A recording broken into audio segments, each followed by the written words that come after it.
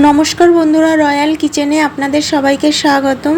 আজকে হাজির হয়েছি কলকাতার বিখ্যাত রাবড়ির রেসিপি নিয়ে। এই রাবড়ি অল্প উপকরণে খুব সহজেই ঘরে বানিয়ে নেওয়া যায় আর খেতে খুবই ভালো হয়। আশা করি রেসিপিটি আপনাদের কাছে খুবই ভালো লাগবে। যদি ভালো লাগে লাইক, শেয়ার, সাবস্ক্রাইব করে আমার পাশে থাকার অনুরোধ রইল। আর ভিডিওটি না কেটে শেষ অবধি দেখার অনুরোধ রইল। তো বন্ধুরা, আর দেরি না করে আসুন রেসিপিটি দেখে নেওয়া যাক। রাবড়ি বানানোর জন্য এখানে 1 litre full fat cream liquid দুধ নিয়েছি। এবার মিডিয়াম গ্যাসে অনবরত নেড়ে দুধটা একটু জাল করে নেব। দুধটা জাল করে গ্যাস লোতে করে দিয়েছি। একটু বাদে দুধের উপরে যখন এরকম সর পড়বে তখন সরটা এইভাবে কড়ার সাইডে লাগিয়ে দিতে হবে। এইভাবে একটু বাদে বাদে দুধের উপরে যখন সর পড়বে সরটা এইভাবে কড়ার চারিদিকে লাগিয়ে নিতে হবে। আর মাঝে মাঝে দুধটা এইভাবে নেড়ে দিতে হবে, নইলে দুধটা কড়াইতে লেগে যাবে।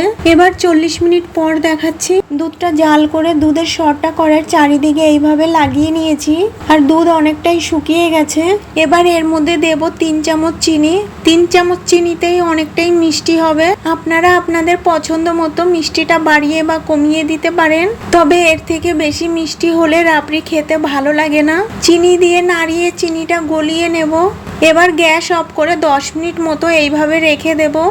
এতে করে সরটা ভালোভাবে সেট হয়ে যাবে আর কাটতেও সুবিধা হবে। 10 মিনিট পরে ছুরি দিয়ে সরটা এইভাবে পিস পিস করে কেটে নেব।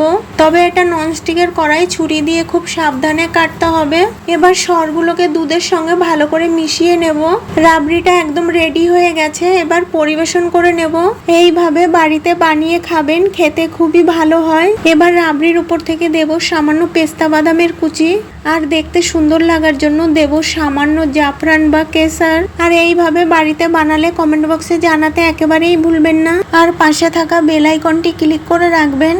এতে করে যখনই কোনো নতুন ভিডিও আপলোড দেব সর্বপ্রথম আপনার মোবাইলে পৌঁছে যাবে। সবাই ভালো থাকবেন, সুস্থ থাকবেন।